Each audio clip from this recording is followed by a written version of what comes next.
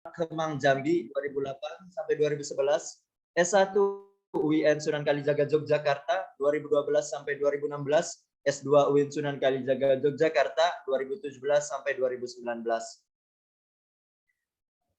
Baik, mungkin CV yang bisa saya sampaikan. Apabila ada pertanyaan mengenai moderator kita, mohon maaf, narasumber kita yang kedua bisa ditanyakan di grup, akan di-share di ruang chat atau di grup WA. Selanjutnya saya persilakan kepada Mbak Atika. Waktu dan tempat saya persilakan. Baik, terima kasih moderator. Assalamualaikum warahmatullahi wabarakatuh. Waalaikumsalam warahmatullahi wabarakatuh. Suara saya bisa terdengar dengan jelas ya? Terdengar, Ibu. Oke, izin share screen sebelumnya. Baik, sebelumnya kita sudah mendengar dari Mas Andi Dwiki mengenai tentang pendidikan, fenomena pendidikan di Indonesia.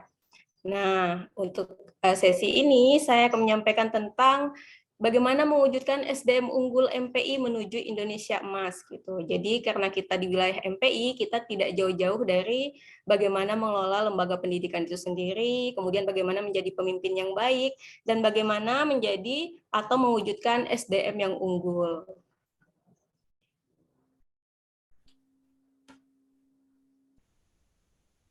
Oke, jadi kita saat ini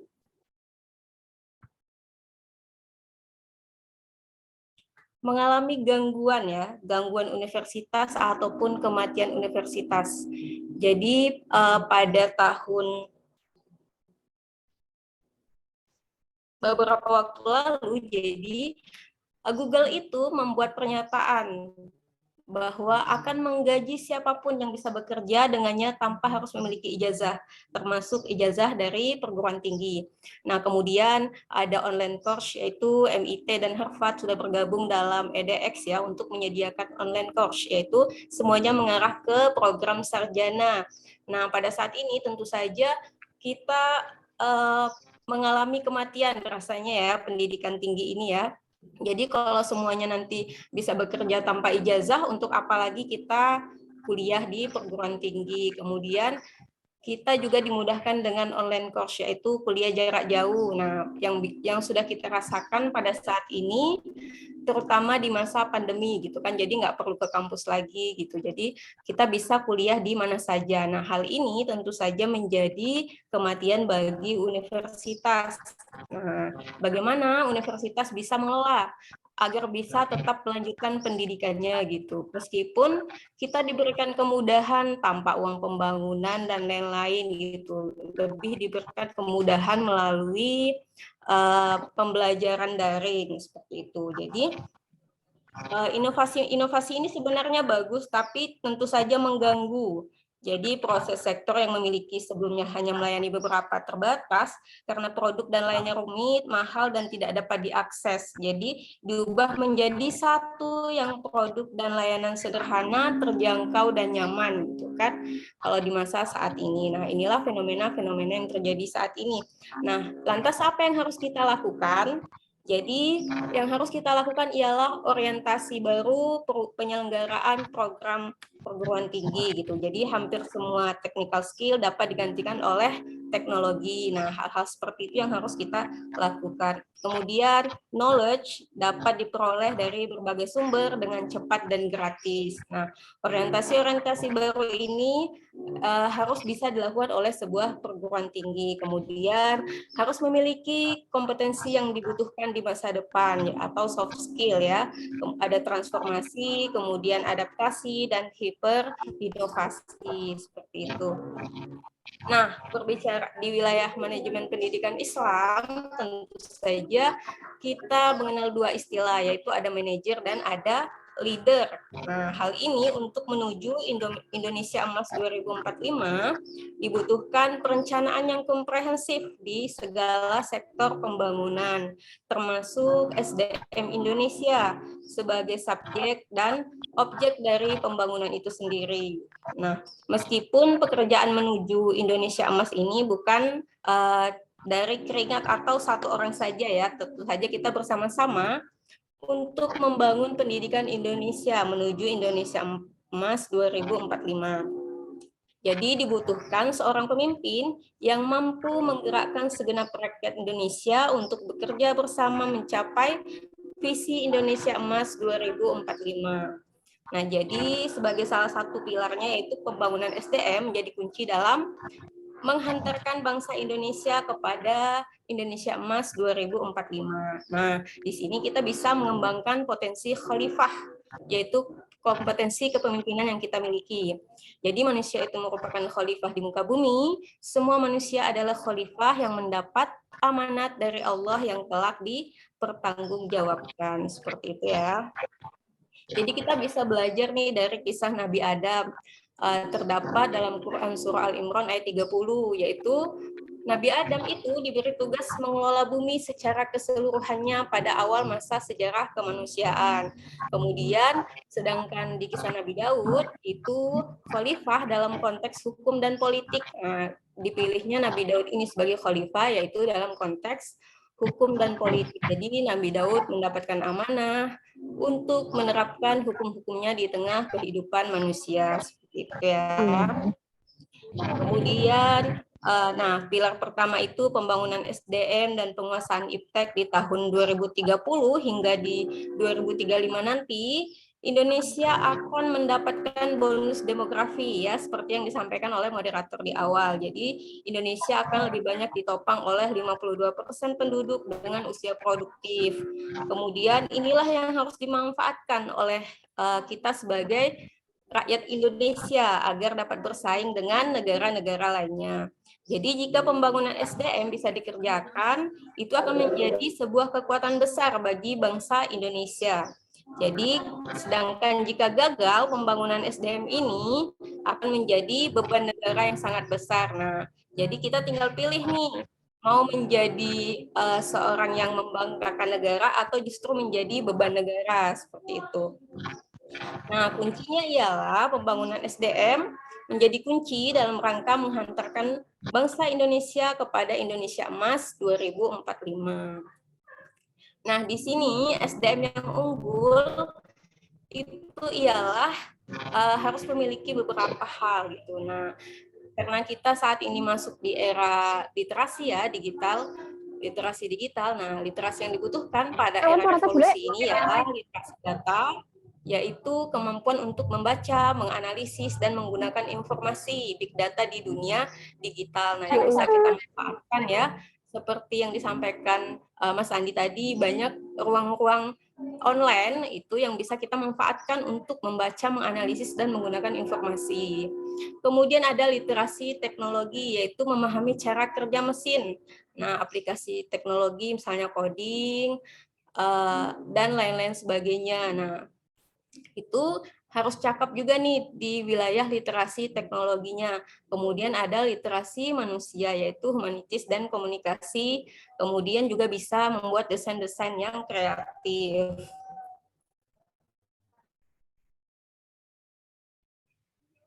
Ya, jadi SDM atau guru, pendidik, dan dosen itu membutuhkan hal-hal seperti literasi data, literasi teknologi, dan literasi manusia yang menjadi kemampuannya untuk menuju Indonesia Emas 2045 gitu. Jadi, nah, digital humanities misalnya. Jadi media dan teknologi baru digunakan untuk penelitian, pengajaran, keterlibatan serta eksperimen intelektual berbasis humaniora gitu. Yang pada saat ini kita rasakan, terutama di masa pandemi ya. Nah, di sini hal-hal yang dapat kita lakukan ialah kita harus inovatif gitu. Kalau perekonomian masih tumbuh nih, kata Steve Jobs. Sementara usaha Anda mengalami kemunduran, itu pertanda ada lawan-lawan baru yang tak terlihat Nah, temukanlah, gunakan ilmunya untuk menciptakan sesuatu yang baru gitu. Jadi kita harus thinking out of the box gitu ya, berpikir keluar. Jadi memberikan ilustrasi kepada kita bahwa dunia ini sedang berubah begitu cepat gitu kan. Dari 1, 2, 3, 4, kemudian kita akan masuk ke 5 yang sekarang, industri 5.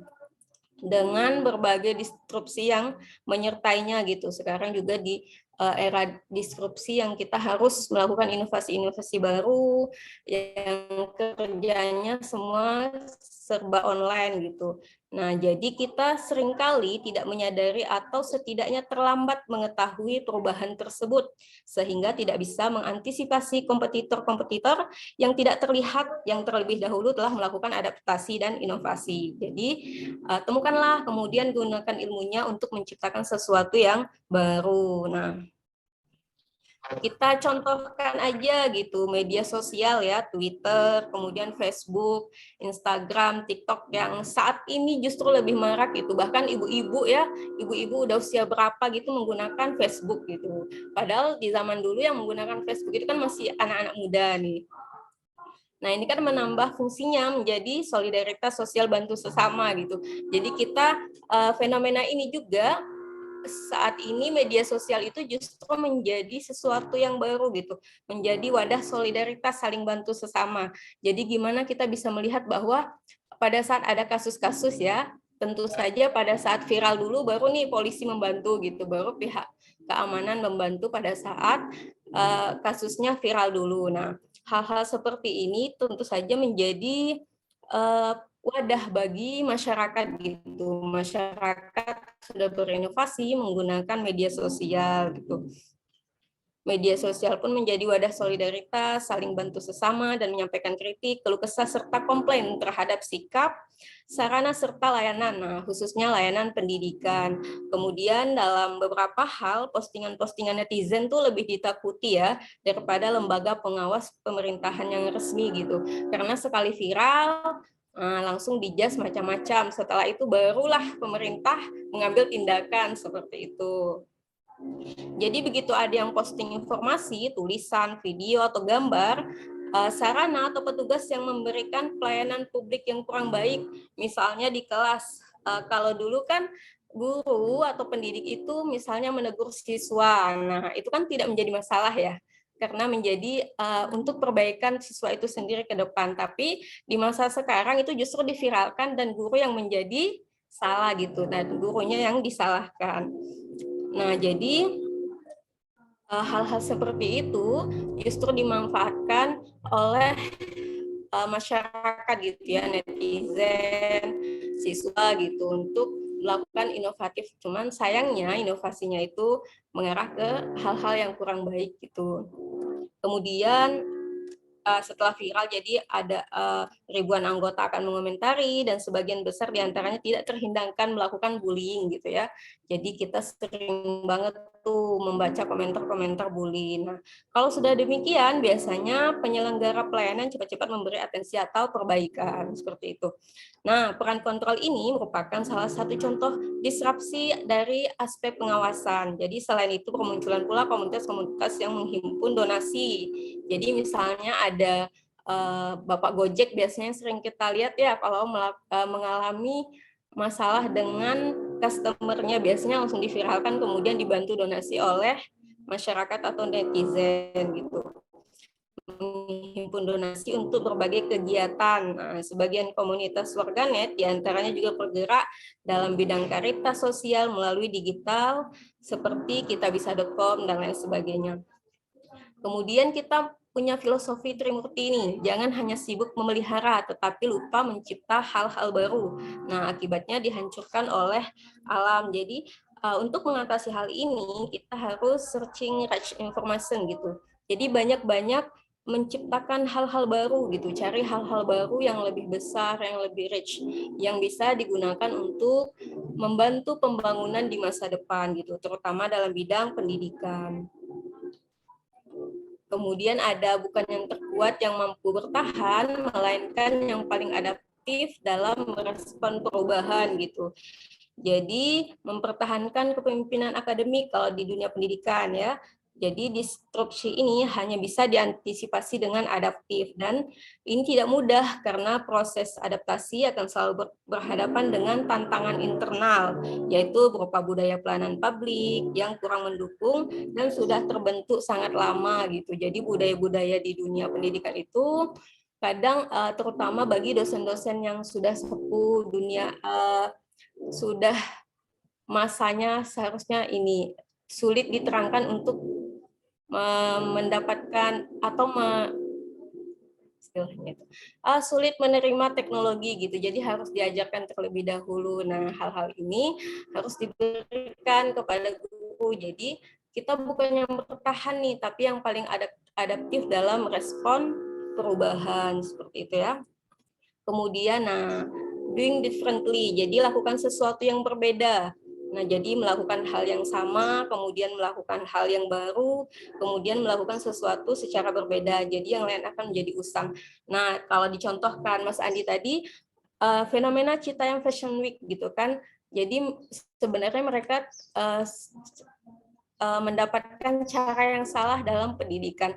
Namun kalau kita melihat dari sisi yang berbeda, justru dari CFW ini mereka justru melakukan hal yang sama gitu ya. Jadi fashion yang saat ini beredar gitu, yang biasanya dilakukan oleh para model cantik dengan pakaian yang mahal gitu ya, justru bisa dilakukan dengan hal-hal yang baru yang bisa dilakukan dengan hal yang sederhana gitu. Jadi pakaian tidak harus mahal, kemudian model-modelnya juga tidak harus cantik gitu.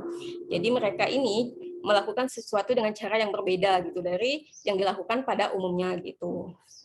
Kemudian seorang pemimpin itu juga harus visioner nih. Bagi seorang pemimpin yang visioner, tomorrow is today. Membaca, mengeksploitasi, dan mengendalikan masa depan bukan untuk dilakukan pada hari esok, melainkan hari ini. Nah, tomorrow is today dan tomorrow is mystery.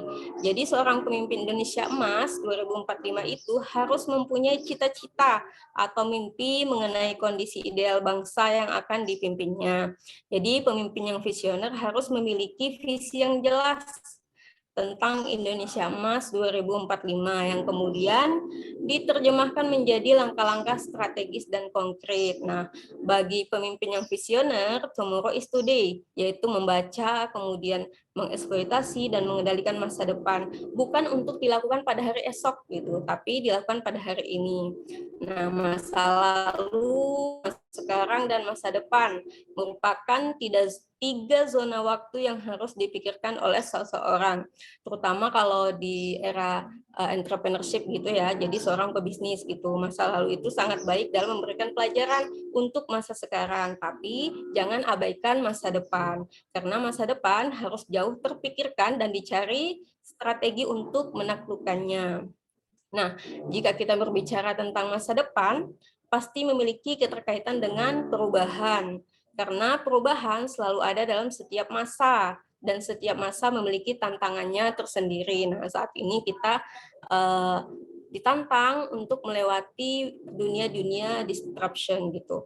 Setiap tantangan pasti memiliki penyelesaiannya masing-masing juga, karena suatu strategi yang gemilang di masa lalu belum tentu memiliki hasil yang sama dengan hasil di masa lalu juga. Gitu. Kemudian pengemudi bukan penumpang. Jadi kita harus mampu menggerakkan masyarakat nih.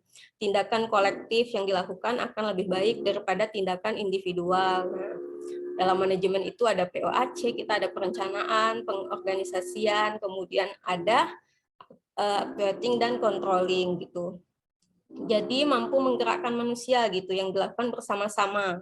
Nah, pemimpin dalam pendidikan di Indonesia Emas 2045 harus mampu memobilisasi masyarakat dan sumber daya lainnya untuk bersama-sama mencapai visi yang telah disepakati bersama, yaitu inisiatif, kemudian melayani, dan navigasi serta bertanggung jawab. Nah, kemudian kita bisa memilih nih mau jadi intra atau intrapreneur.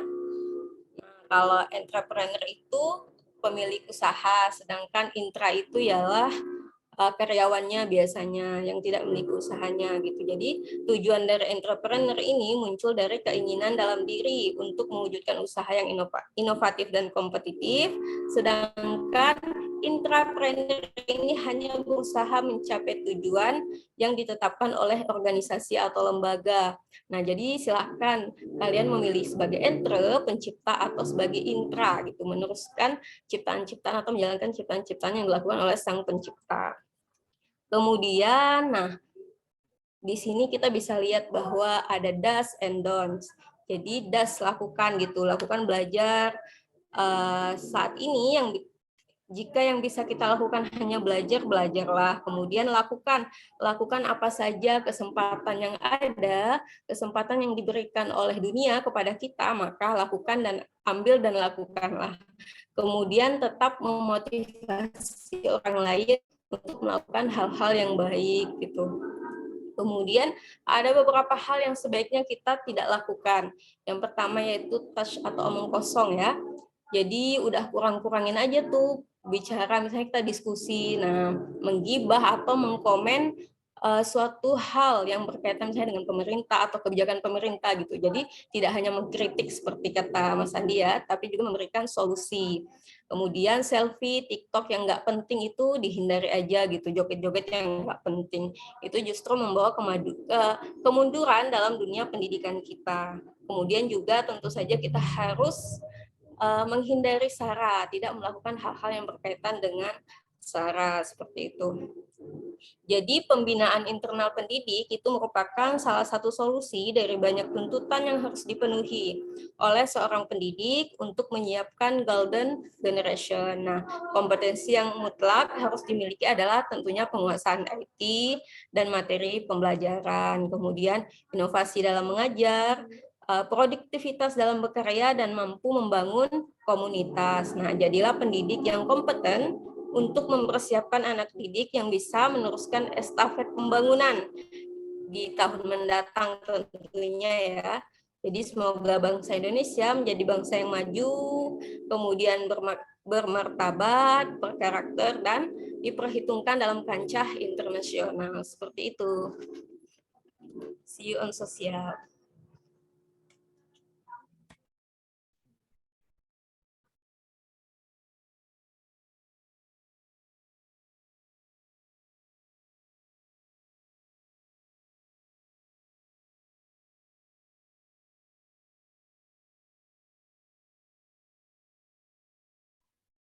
Baik, terima kasih kepada Ibu Atika yang sudah memaparkan materi yang sangat berbobot ya, mengenai mewujudkan SDM unggul MPI menuju Indonesia Emas. Dari tema tersebut, itu menunjukkan bahwasanya seorang baik siswa maupun mahasiswa berkesempatan untuk mewujudkan Indonesia Emas di tahun 2045. Kenapa? Karena di tahun 2045 kita genap berusia 100 tahun bangsa Indonesia. Merdeka di tahun 1945 dan nanti untuk tahun 2045 kita genap 1 abad Indonesia.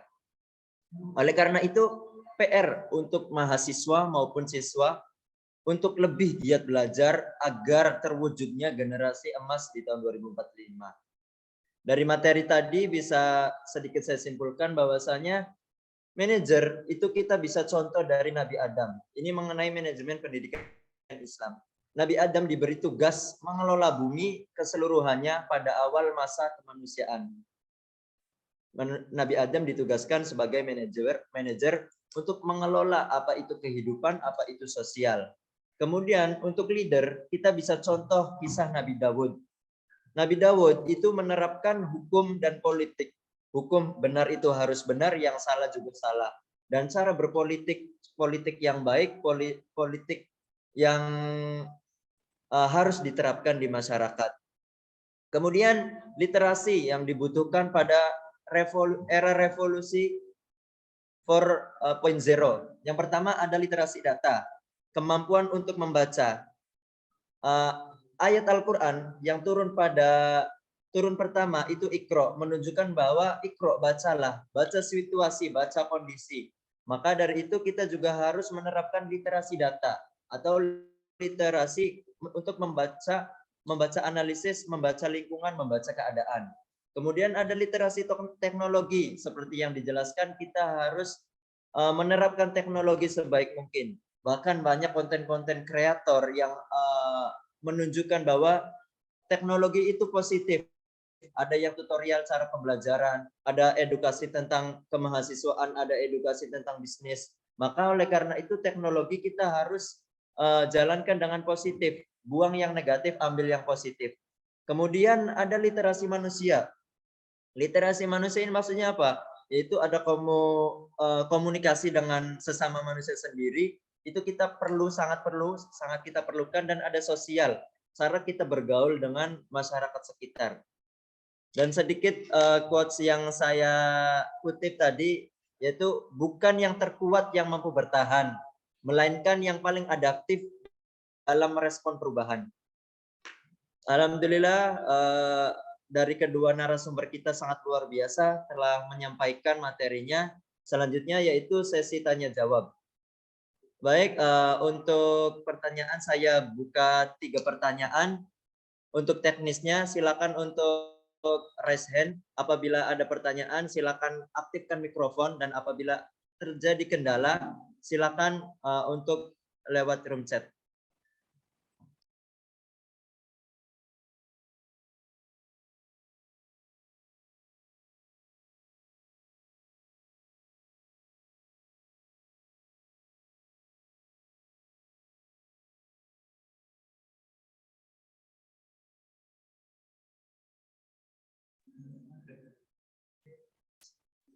Silakan kepada teman-teman apabila ada pertanyaan untuk ditanyakan.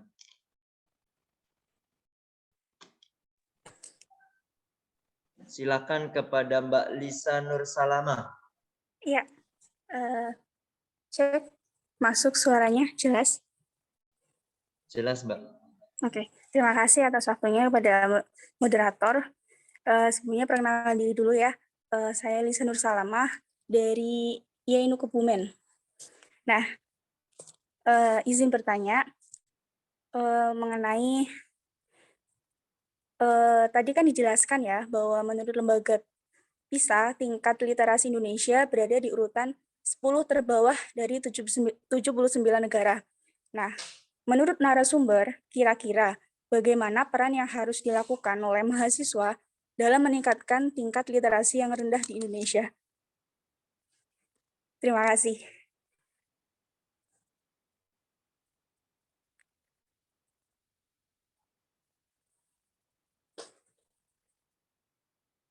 Halo, cek. Tadi terdengar jelas pertanyaannya, atau bisa saya ulangi? Bisa diulang lagi? Oke, mungkin saya tulis di kolom chat juga ya.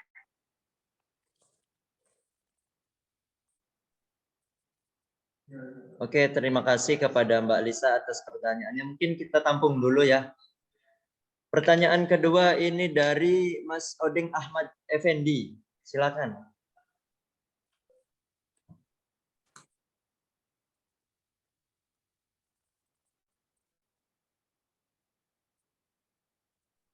Halo Mas Oding Ahmad Effendi.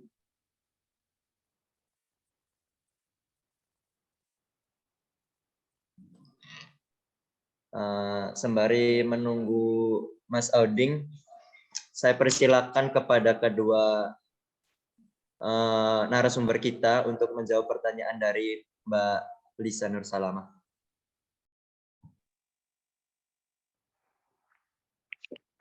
Halo. Ya. Halo. Assalamualaikum. Waalaikumsalam. Waalaikumsalam. Mohon maaf, lagi saya ikut Zoom meeting, lagi kerja, ini lagi di jalan. Oh ya, nanti mungkin setelah ini ya Mas Oding. Oh ya. Terima kasih. Saya ulangi pertanyaannya, yaitu bagaimana peran yang dilakukan mahasiswa dalam meningkatkan literasi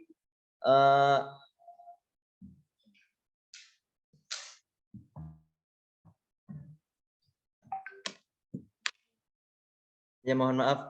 Tadi dijelaskan bahwa menurut lembaga PISA, tingkat literasi Indonesia berada di urutan 10 terbawah dari 79 negara.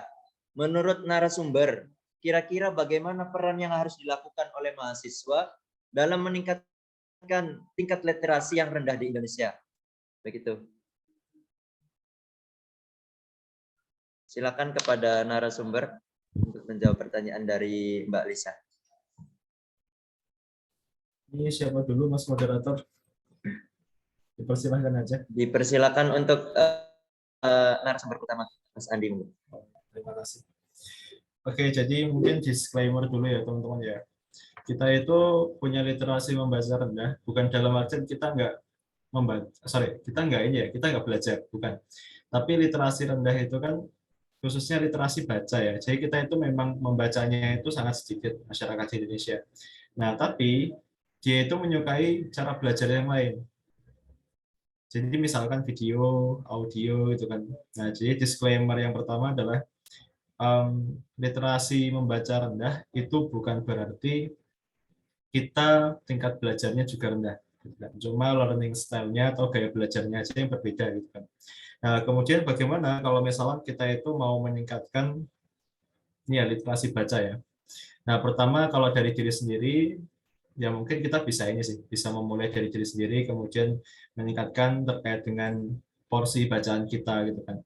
Jadi kalau kita itu kalau dari aku survei ya, misalnya dari sekelas gitu kan, yang suka membaca buku dan itu bukan buku pelajaran ya, tapi buku di luar pelajaran gitu kan, itu mungkin dari 30 orang sekitar tiga orang, jadi sekitar 10% gitu kan. Dan itu sedikit banget ya teman-teman ya.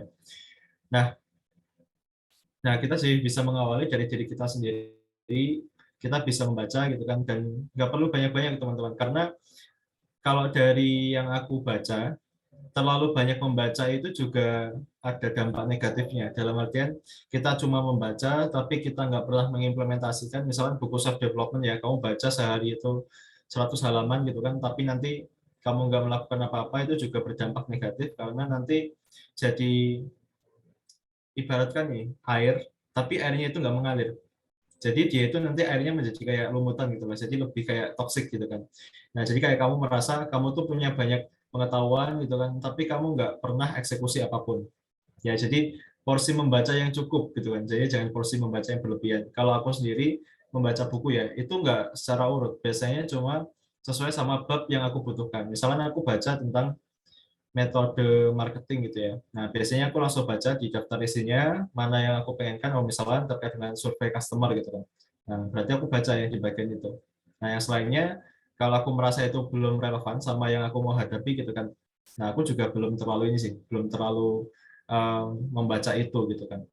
Karena memang motivasiku membaca itu adalah kalau nggak menyampaikan materi, yaitu untuk belajar mau diimplementasikan. Nah, itu. Kemudian yang kedua, terkait dengan bukan dari diri sendiri ya. Nah, kalau dari temanku dulu, sambil aku juga ikut proyeknya, itu kita bikin taman baca, teman-teman. Nah, jadi kita mengumpulkan buku-buku bacaan, kemudian kita sumbangkan gitu kan. Bahkan sampai dulu itu ada donaturnya ya, donaturnya juga memberikan kayak fasilitas lah, misalnya rak-rak buku gitu kan. Nah, itu kita bisa lakukan juga. Jadi karena banyak ya, khususnya anak SD. Anak SD itu dia itu nggak membaca gara-gara nggak ada buku bacaan. Jadi buku bacaan itu kan beda sama buku pelajaran gitu ya. Nah karena memang jarang gitu, makanya mereka lebih banyak main. Jadi sebenarnya fasilitas itu juga menentukan. Nah kenapa nggak pakai HP gitu kan? Kenapa nggak pakai e-book gitu kan? Nah teman-teman mungkin udah pernah merasakan sendiri. HP itu terlalu banyak distraksi atau terlalu banyak hal yang mengecoh, misalnya notifikasi, iklan dan sebagainya gitu. Itu sangat kurang efektif untuk meningkatkan literasi baca. Jadi sementara ini masih buku yang bisa dipegang ya, itu yang lebih efektif untuk meningkatkan literasi baca kita. Jadi selain nanti ya kamu ada fasilitas, kamu juga bisa menunjang aktivitas diskusi. Jadi yang menarik ya, buku itu akan semakin lebih mudah dipahami ketika kita membaca, kemudian kita diskusikan, dibandingkan kita membaca aja. Nah, lebih baik lagi ketika itu diimplementasikan, seperti itu teman-teman. Jadi kalau dulu aku pernah membuat sebuah program ya, programnya mentoring tapi cuma sebentar itu. Jadi kita itu bukan cuma ada pertemuannya, tapi kita memang ada penugasan baca bukunya gitu kan, kemudian kita dipraktekkan. Dan kalau dulu lebih ke komunikasi sih kayak gitu. Jadi sebenarnya tahapannya seperti itu. Kita membaca, kita berdiskusi, gitu kan, kita ngobrolin apa yang mungkin belum dipahami, kemudian kita praktek. Seperti itu mungkin jawabannya. Ya, terima kasih banyak atas jawabannya pada narasumber. Apakah masih ada yang dipertanyakan, Mbak Lisa? Sudah cukup puas ya atas jawabannya. Terima kasih banyak pada narasumber. Silakan kepada narasumber kedua, Mbak Atika, menanggapi pertanyaan dari Mbak Lisa. Oke, baik. Sebenarnya sudah disampaikan secara gamblang oleh Mas Andi ya. Jadi kalau tambahan dari saya, kalau misalnya kita kesulitan untuk membaca gitu atau menumbuhkan budaya literasi, nah kita bisa memulai dari bacaan yang kita sukai dulu, entah itu novel gitu kan, atau cerita-cerita fiksi. Kalau misalnya melalui media online kan di Wattpad itu banyak ya, udah ya cerita-cerita yang sebenarnya bisa kita ambil manfaatnya gitu. Jadi kita bisa memulai dari diri kita sendiri dulu. Suka apa nih? Suka bidang misalnya buku-buku motivasi. Nah, kita bisa membaca buku-buku motivasi dulu. Kalau sukanya non fiksi, kalau sukanya berupa fiksi dan lead gitu, kita bisa memulai dari fiksi dulu gitu. Nanti bisa berkembang ke selanjutnya gitu. Kemudian ya memang resikonya kalau baca melalui handphone itu tentu atau aplikasi tentu saja banyak iklan-iklan yang mengganggu gitu. Kadang iklan itu justru bisa mengarahkan kita untuk melihat iklan itu dan meninggalkan bacaan yang kita baca tadi gitu. Kemudian kita bisa memotivasi diri kita sendiri.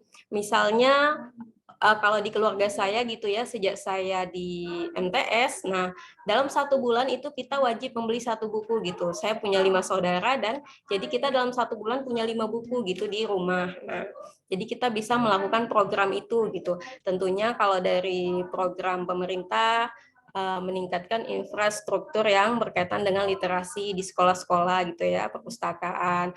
Kalau misalnya di desa mau juga diadakan perpustakaan, sekarang juga kan ada perpustakaan keliling. Nah, bisa mengajak anak-anak di desa atau di sekolah itu dengan melakukan perlombaan gitu. Jadi biasanya anak-anak termotivasi nih, misalnya siapa yang bisa membaca buku ini, kemudian menjelaskannya kepada teman-temannya, maka bisa diberi hadiah gitu. Biasanya hadiah atau reward itu menjadi salah satu motivasi untuk anak-anak atau kita semua membaca gitu kan. Nah, itu salah satu beberapa tipsnya sih. Seperti itu. Oke, terima kasih atas tipsnya dari narasumber kedua.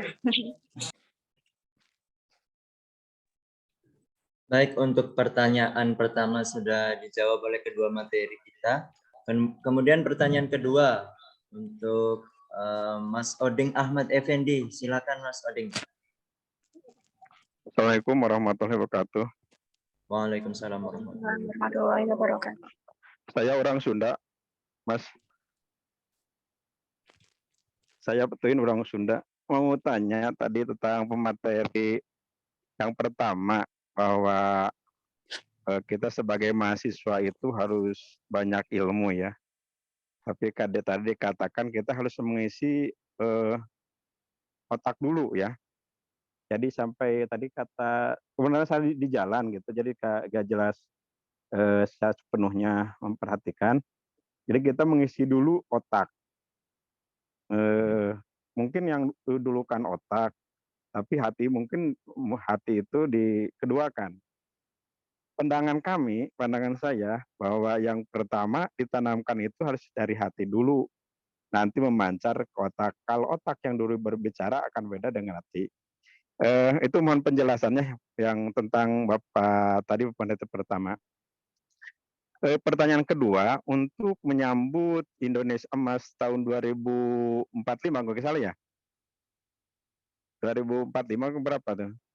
Jadi peran kita sebagai mahasiswa saat ini, itu apa yang kita harus lakukan? Kalau kita baca, memang saya ucapkan terima kasih pada mahasiswa yang mengadakan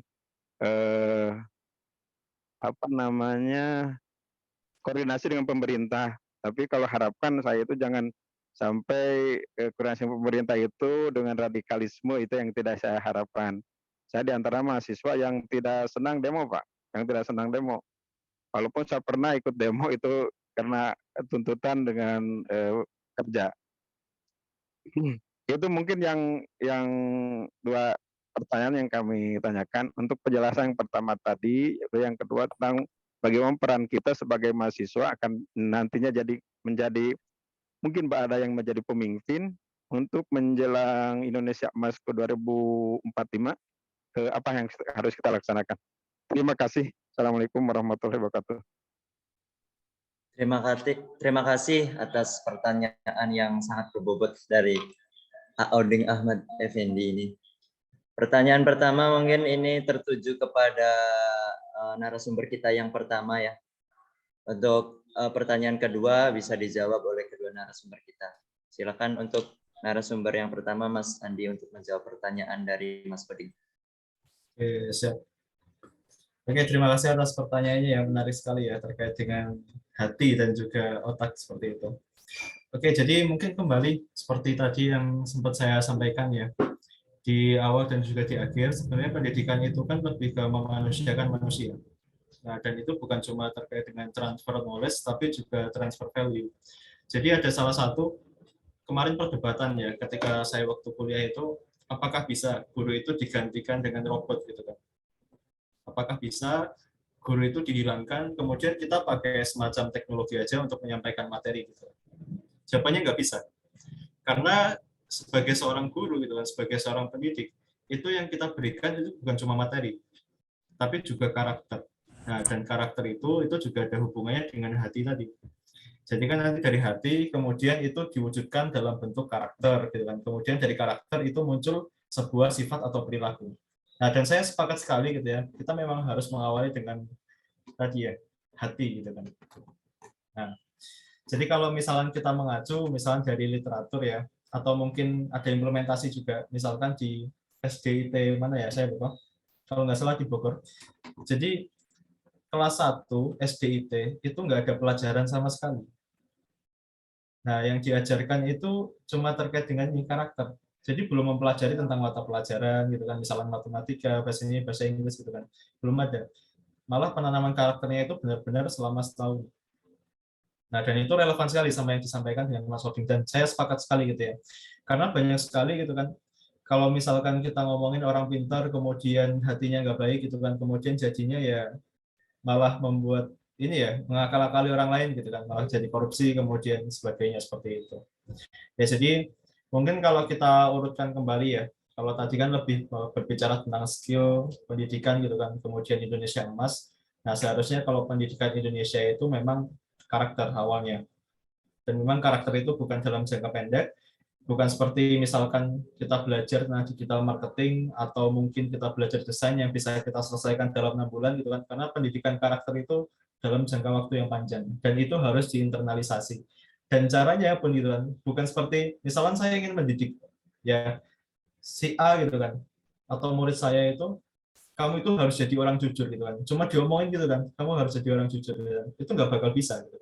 Tapi itu harus mulai dicontohkan dari tindakan, kemudian mungkin harus diinspirasi, mereka harus praktek sendiri gitu kan, mungkin juga ada pengaruh dari internal dalam diri mereka gitu kan, yang membuat karakter ini harus nanti tertanamkan di diri mereka.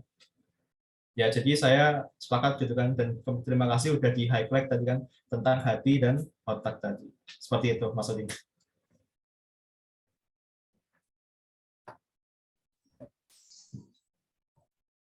Untuk pertanyaan kedua bisa langsung disambung, Mas. Jadi kalau nggak salah ini ya, ketika kita jadi pemimpin Indonesia Emas tadi, apa gimana? Sorry.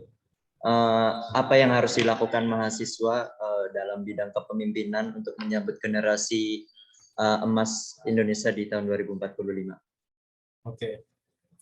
Nah, jadi kalau soal kepemimpinan, nah jujur saya juga belum ikut ini ya, demo yang turun ke jalan gitu kan. Nah, jadi saya itu juga ikut gerakan namanya FOSE, Forum Silaturahim Studi Ekonomi Islam, dan kita juga ada gerakan, tapi gerakannya itu bukan gerakan turun ke jalan, tapi gerakan yang bersifat ilmiah. Jadi kita membuat data, kita survei bareng-bareng se-Indonesia, nah dan kita gitu kan nanti menyediakan data. Kalau kemarin kita sempat beberapa kali survei se-Indonesia, jumlah kadernya itu ada sekitar 25.000 gitu kan. Dan ada 3 data yang sudah disediakan tentang data ekonomi masjid, kemudian data literasi keuangan, dan yang 2019 tentang pariwisata halal seperti itu. Nah, jadi sebenarnya banyak cara gitu ya. Nah, pun saya kemarin juga sebagai koordinator regional di Jogja ya.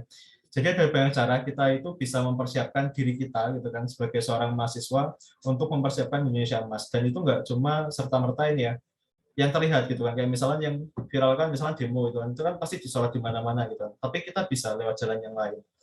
Kalau misalkan saya lihat ya mungkin ya se-circle atau mungkin yang dunianya sama dengan saya gitu kan, itu banyak yang membuat seperti platform atau startup yang dia itu bergerak di bidang pendidikan.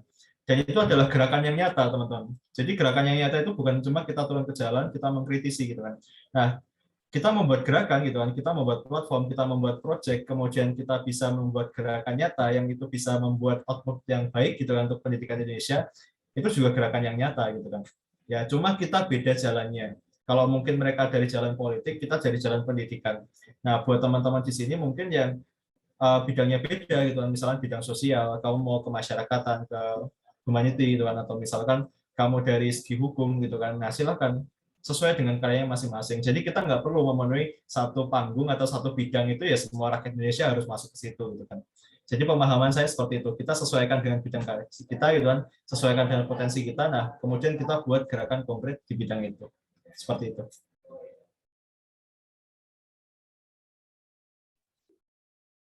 Baik, terima kasih atas jawaban dari Mas Andi.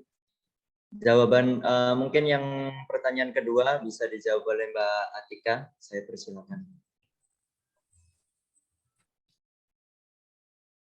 Oke, baik. Tambahan saja dari saya bahwa tentu saja mahasiswa itu harus memiliki kesadaran terhadap dirinya sebagai mahasiswa, sebagai generasi penerus bangsa gitu, sebagai agen of change dan sebagai sosial.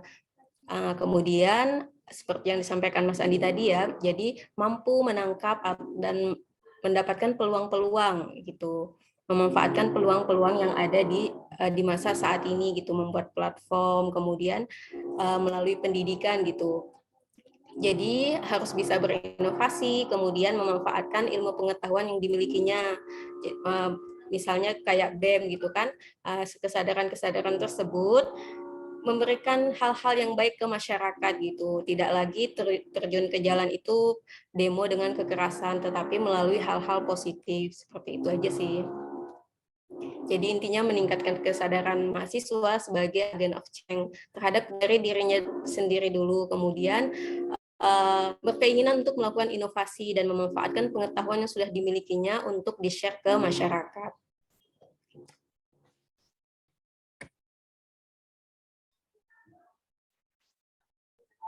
Terima kasih atas jawaban yang telah disampaikan dari kedua narasumber kita mengenai pertanyaan kedua dari Mas Oding ya, Mas. Pertanyaan ketiga dari Mbak Trisna Febi Nurlaili. Saya persilakan untuk Mbak Trisna Febi Nurlaili.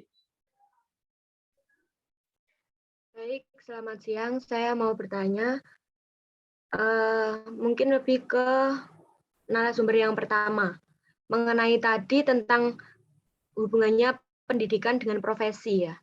Kan tentu itu secara realisasi itu berhubungan. Nah, tadi disampaikan bahwa jika kita memiliki skill dan kemampuan yang memadai, kita bisa merubah yang tadinya itu 20.000 per jam misal.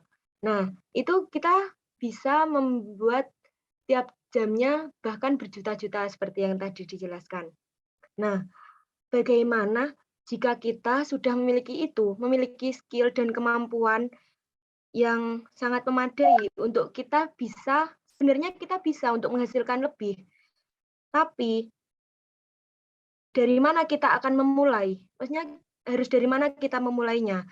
Dan bagaimana jika tidak ada yang memfasilitasi atau menjembatani? Seperti kita tidak mempunyai power atau tidak mempunyai kenalan seseorang yang berpengaruh, seperti itu. Misalnya jadi guru. Kita sudah tahu misalkan guru honorer. Itu kan ya cukup segitu aja. Nah, itu kita ingin mengembangkan seperti yang dijelas tadi, bahkan per jam bisa berjuta-juta. Nah, tapi kita sebenarnya mempunyai kemampuan itu, tapi kita memulainya dari mana? Kalau kita tidak mempunyai orang yang bisa menjembatani, seperti itu. Terima kasih. Terima kasih kepada Mbak Trisna Febi Nurlaili atas pertanyaannya. Silakan kepada narasumber pertama, Mas Andi, untuk menjawab pertanyaan dari Mbak Trisna Febi Nurlaili. Oke, terima kasih atas pertanyaannya ya. Jadi aku bakal cerita realnya gitu kan. Karena nggak, misalkan ini ya, dari public speaking, misalkan aku dulu pernah ngajar les ya, 1,5 jam dibayarnya 30.000. Nah, kemudian misalkan aku ngisi seminar, ada yang sampai jutaan gitu kan, buat jadi seminar, speaker di seminar gitu kan. Nah, caranya gimana gitu kan. Pertama kan tadi skill jelas ya, skill jelas. Nah, kemudian yang kedua adalah trust. Bagaimana kita itu bisa dipercaya kalau kita itu udah punya skill itu. Kan tadi pertanyaan seperti itu, sehingga kita misalnya ini ya bisa mendapatkan link, kemudian kita bisa terkoneksi dengan orang-orang lain gitu kan. Benar seperti itu ya, Mbak Trisna ya?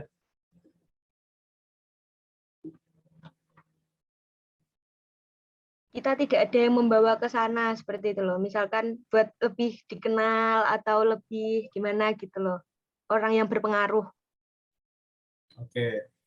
Nah, contohnya misalkan ini, saya diundang di sini, gitu kan. Itu kan salah satunya ada pertimbangan, misalnya dari panitia gitu kan. Dari panitia, wah ada banyak orang nih yang bisa diundang di seminar gitu kan. Kenapa kok Andi gitu kan yang diundang gitu kan. Sederhananya gitu. Misalkan sama ketika saya misalnya jadi juri di tempat lain gitu kan. Jadi juri lomba gitu kan ada banyak yang dia itu juara esai bisa jadi juri. Kenapa kok harus saya gitu kan. Nah, jadi itu titik poinnya di tahun 2019 ya. Jadi ketika itu aku udah punya kompetensi, aku bisa nulis esai gitu kan. Aku belum pernah diundang buat ngisi esai dimanapun gitu kan. Dan aku pengen ya buat ngisi seminar, buat ngisi webinar, buat ngisi pelatihan gitu kan. Nah, kalau mindset yang biasa, aku bakal menunggu momentum. Wah, siapa tahu aku bakal diundang gitu kan. Atau misalnya aku cari teman gitu kan. Bisa nggak undang aku gitu kan. Nah, tapi aku pilih yang sifatnya ini ya, beda dari arus. Jadi kalau dulu itu, aku bikin webinar sendiri. Nggak pakai teman sama sekali. CP-nya aku sendiri, yang isi aku sendiri, yang bikin form aku sendiri, yang bikin pamflet aku sendiri gitu kan. Kemudian ngumpulin peserta ada sekitar 70 orang gitu kan. Nah, buat apa? Buat ngebangun trust. Jadi pintar aja itu nggak cukup. Kita juga butuh trust. Nah, dan trust ini tuh juga ada hubungannya sama karakter gitu kan. Ini jujur apa enggak gitu kan. Ini profesional atau enggak gitu kan. Nah, jadi bekerja tanpa dibayar buat menimbulkan trust itu juga perlu kalau dari sudut pandang aku ya. Nah, jadi simpelnya kita jangan ngejar uang dulu kalau misalkan bekerja gitu kan. Karena memang lebih dipentingkan trust ya. Jadi misalkan kamu gitu kan, kamu apa-apa langsung lihat uangnya berapa gitu kan. Nah, itu kalau kamu udah punya pengalaman panjang gitu kan, itu nggak masalah. Tapi kalau masih awal, masih fresh graduate, masih baru awal-awal gitu kan, yang perlu kamu ini ya bangun itu adalah trust. Gitu kan, kepercayaan, kredibilitas. Ya, jadi silahkan nanti sesuaikan sama bidang, misalnya kamu mau bekerja jadi apa gitu kan, jadi guru atau misalnya jadi apa. Nah, kamu bangun dulu personal brandingmu gitu kan, kemudian kredibilitas dari personal kamu. Gitu paling sederhananya. Berarti intinya proses, nikmati proses dulu gitu ya Kak ya. Nah, ini kamu harus menginisiasi sendiri. Jadi kalau misalnya ya, kamu pengen jadi pembicara seminar, kamu nggak bisa nunggu buat diundang, nggak bisa. Jadi kamu harus membuat kayak semacam pemantik dulu gitu kan, atau misalkan kamu bikin konten-konten yang banyak gitu kan di Instagram yang mencerminkan apa yang bisa kamu isi gitu kan. Nah, nanti undangan seminar itu baru bisa datang ke kamu. Nggak semerta-merta tiba-tiba kamu diundang. Gitu Trisna, konkretnya. Baik Kak, berarti lebih ke inisiatif sendiri gitu ya. Ya, Terima betul. kasih.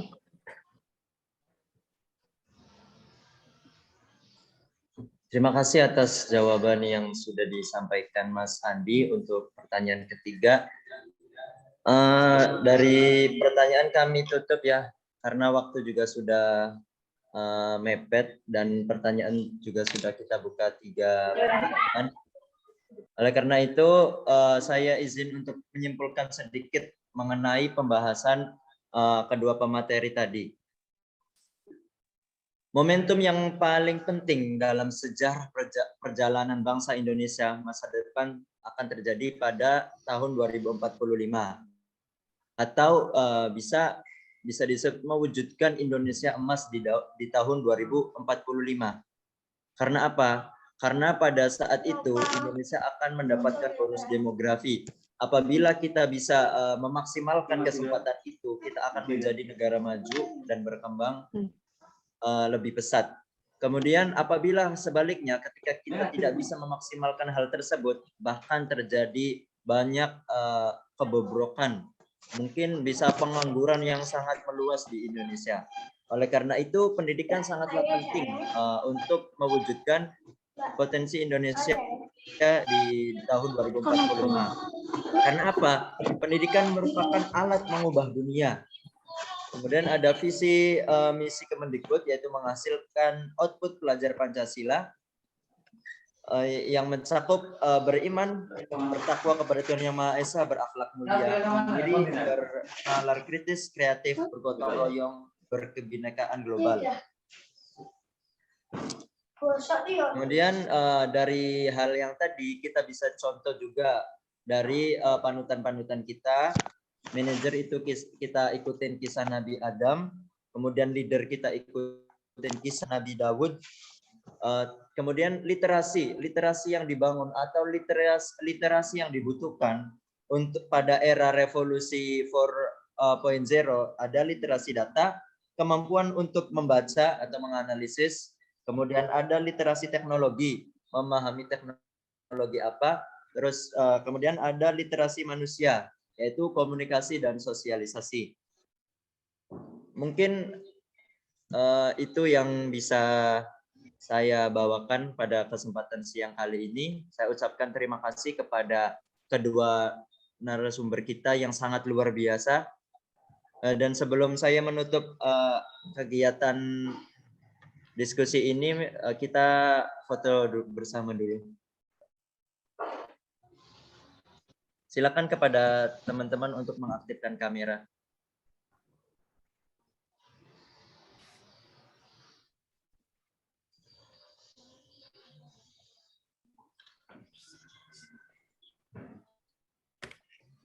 Silakan terlebih dahulu untuk mengaktifkan kameranya dulu. Saya hitung 1, 2, 3. Slide kedua. 1, 2, 3. Terakhir 1, 2, 3.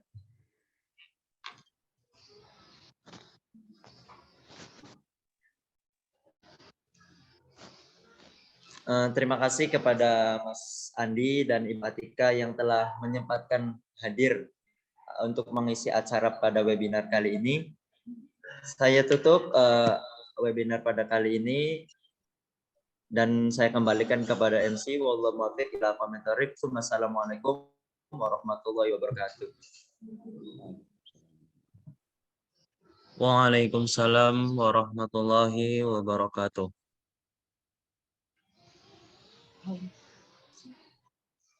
Terima kasih kami sampaikan kepada narasumber kita yang telah memaparkan materi. Kami ucapkan terima kasih juga kepada Saudara Samsul Ma'arif yang telah memandu acara inti dan diskusi.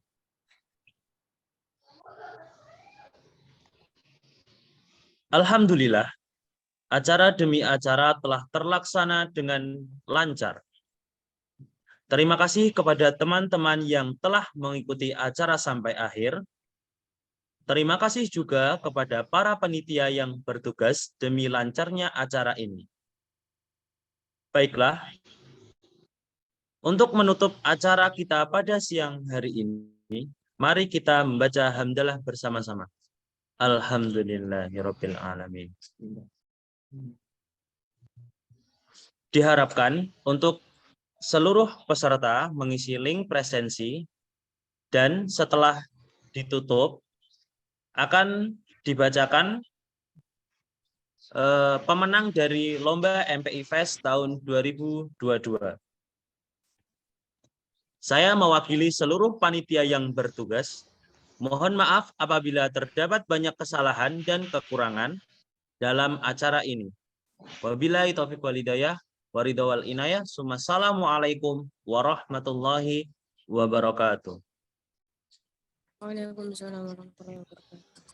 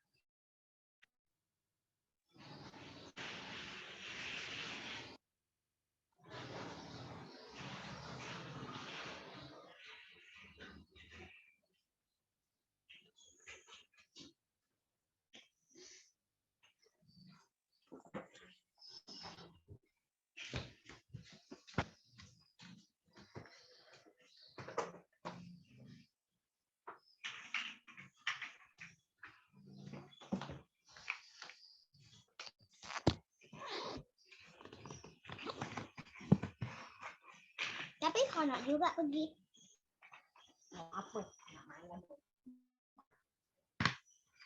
Bismillahirrahmanirrahim. Baik, Assalamualaikum warahmatullahi wabarakatuh. Tapi agak pusing sih. Karena ada yang kawan Daun salam campur teh hangat. Peserta jawab salamnya kurang semangat. Satu kali lagi. Assalamualaikum warahmatullahi wabarakatuh. Waalaikumsalam warahmatullahi wabarakatuh. Selamat siang. Terutama buat para kalian yang jarang diucapin selamat siang. Baik, perkenalkan nama saya Muhammad Gufron selaku MC dari acara siang hari ini. Oh ya, dari tadi nih kita sudah mengikuti beberapa rangkaian acara seperti sambutan-sambutan, penyampaian materi dan juga tanya jawab. Dan pada kali ini kita memasuki acara yang paling ditunggu-tunggu oleh para peserta lomba, khususnya yaitu pengumuman lomba pada MPI Fest 2022. Di sini ada lomba apa aja, ada yang tahu? Lomba apa aja? lomba esai dan pidato. Siap. Berarti di sini ada lomba esai dan pidato. Baik. Apakah di dalam Zoom ini ada yang ikut lomba pidato? Yang pidato mana suaranya? Ayo. Gak ada.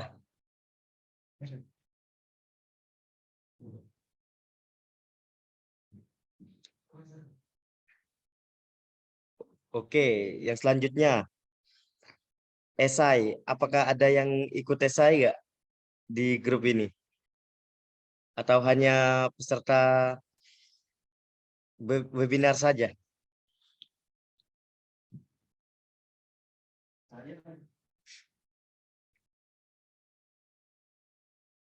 Nah, oke, lanjut ya. Untuk lomba esai, ini kemarin ada 6 orang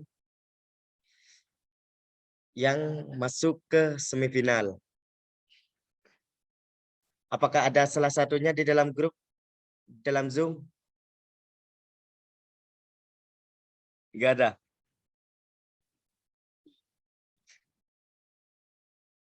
Baik, untuk mempersingkat waktu ya.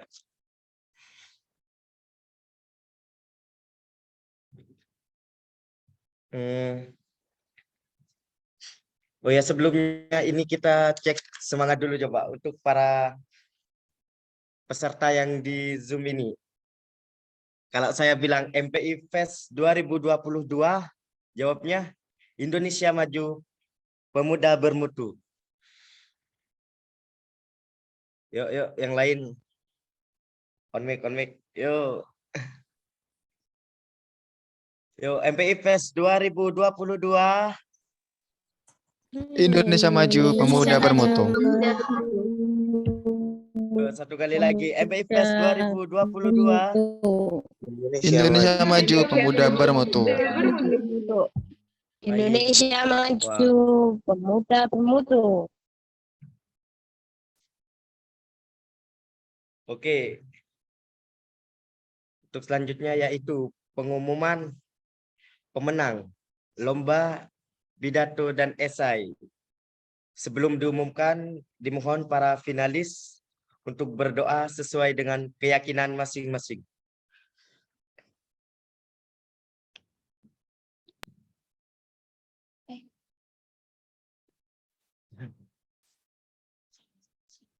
Baik, terima kasih. Sebelum memasuki pengumuman, himbauan untuk para peserta Lomba MPI Fest 2022. Yang pertama, karya bersifat orsinil dan belum pernah diikutsertakan dalam perlombaan lain. 2. Jika ditemukan adanya kecurangan atau plagiarisme, maka peserta akan didiskualifikasi. Nomor 5, penyelenggaraan berhak mempublikasikan hasil karya dengan mencantumkan nama peserta. Yang keenam, semua karya yang dikirim menjadi hak milik panitia penyelenggara. Selanjutnya, keputusan juri bersifat mutlak dan tidak bisa diganggu-gugat. Dan yang terakhir, peserta yang mengumpulkan karya berhak mendapatkan sertifikat. Baik. Lomba juara 3, lomba pidato diraih oleh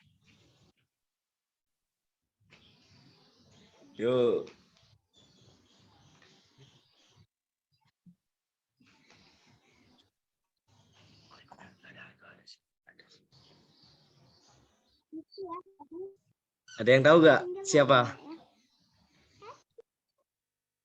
Lomba pidato nomor 3 diraih oleh Muhammad Rizky Maulana dari Universitas Siliwangi.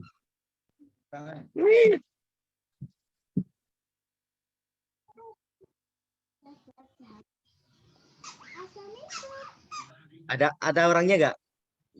Muhammad Rizky Maulana. Rizky.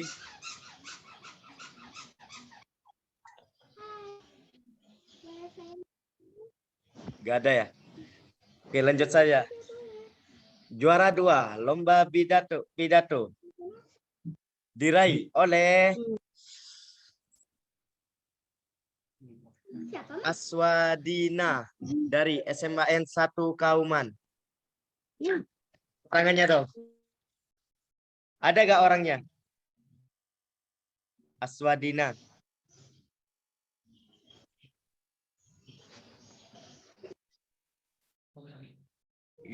Ada. Oke.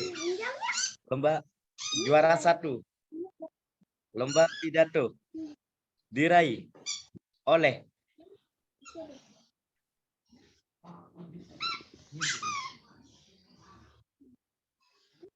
juara 1 diraih oleh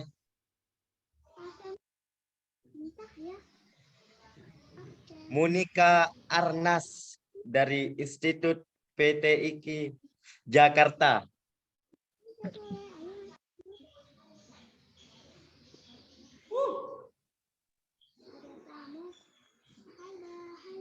Monika, ada orangnya nggak? Terima kasih, Kak. Siap. Alhamdulillah. Selamat buat para pemenang Lomba Pidato MPI Fest 2022. Baik, selanjutnya yaitu Lomba Esai. Juara 3 diraih oleh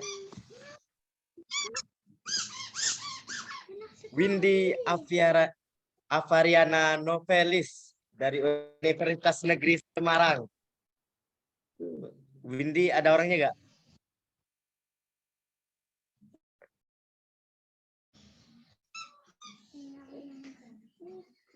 Windy. Nggak ada ya? Kak Windy bisa on kamera.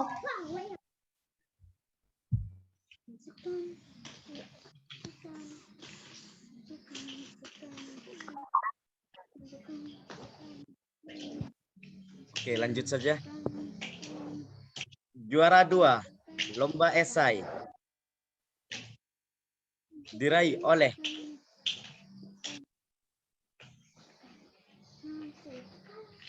Stephanie Glory Sihombing dari Universitas Diponegoro. Ada nggak, Glory? Ada, Mas. Ada. Selamat buat Glory.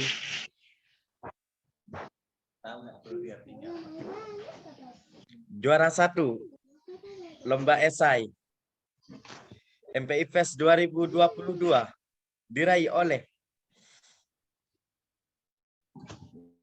Billy Nugraha dari Akademi Komunitas Presiden. Billy ada nggak? Billy. Halo Billy. Ini nggak ada orangnya. Oh, ada. Selamat. Tadi disuruh aktif kamera ya, Kak? Apa?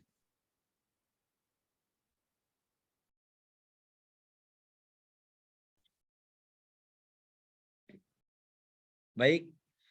Yang selanjutnya untuk juara favorit.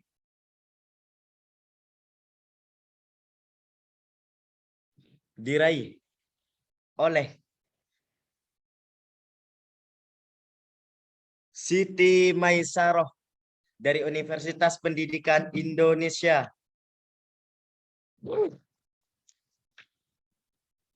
Ada nggak Siti Maisaroh? Ada, Kak. Alhamdulillah.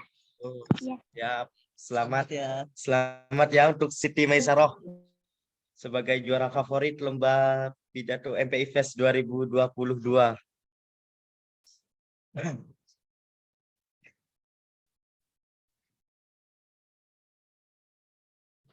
Oke, selanjutnya kayaknya gak ada suaranya lagi nih deh. Jargon dulu yuk. MPI Fest 2022.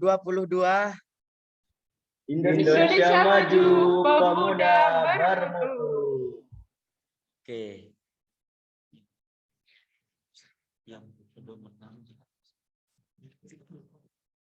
Oke. Dan juga himbauan untuk para finalis supaya untuk para pemenang barusan untuk lomba pidato dan lomba esai silakan menghubungi panitia. Dan sekali lagi saya ucapkan terima kasih kepada para pemenang MPI Fest 2022. Dan yang belum punya kesempatan untuk menang, jangan patah semangat. Terus belajar biar jadi juara.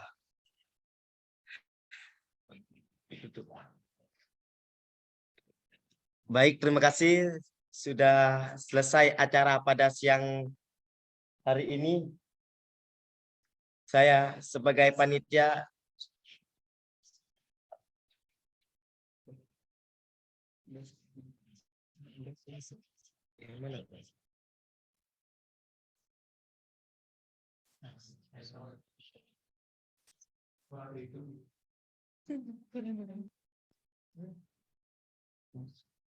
oh iya, ada lagi untuk best essay yaitu Stephen Glory Siombing, itu inovasi min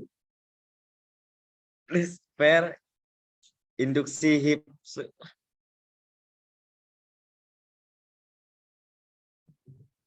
Ini ya. Itu ya.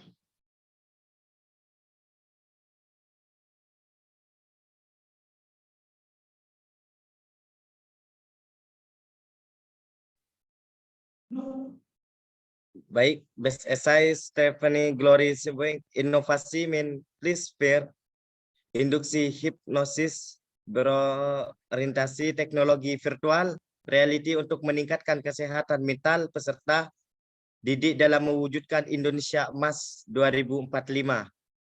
Selanjutnya, best presentasi Billy Nugrahai, SOC Apps, Social and Culture Indonesia Application. Inovasi pendidikan melalui augmented reality untuk mewujudkan Indonesia Emas 2045.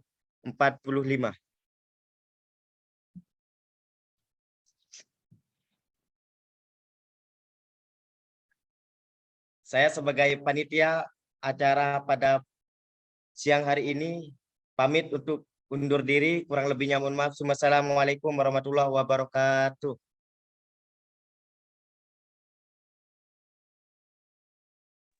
Waalaikumsalam warahmatullahi wabarakatuh. Terima kasih panitia. Waalaikumsalam warahmatullahi wabarakatuh.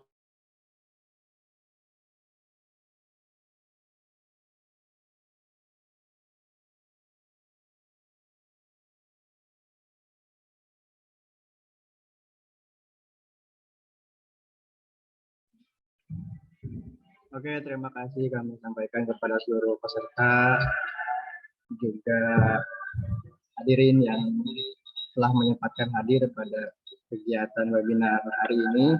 Dan selamat kepada para pemenang. Semoga ini menjadi bekal untuk kedepannya dan tetap berkarya, terus berkarya, jangan mudah puas sampai di sini saja. Serta bagi yang belum berkesempatan untuk menjadi pemenang pada event tahun ini, semoga masih dapat diberikan kesempatan di event lainnya. Dan kami tunggu partisipasi dari teman-teman sekalian pada event kami di tahun yang akan mendatang. Terima kasih dan mohon maaf atas segala kekurangan. Kami atas nama panitia mohon maaf. Astaghfirullahaladzim. Wassalamualaikum warahmatullahi wabarakatuh.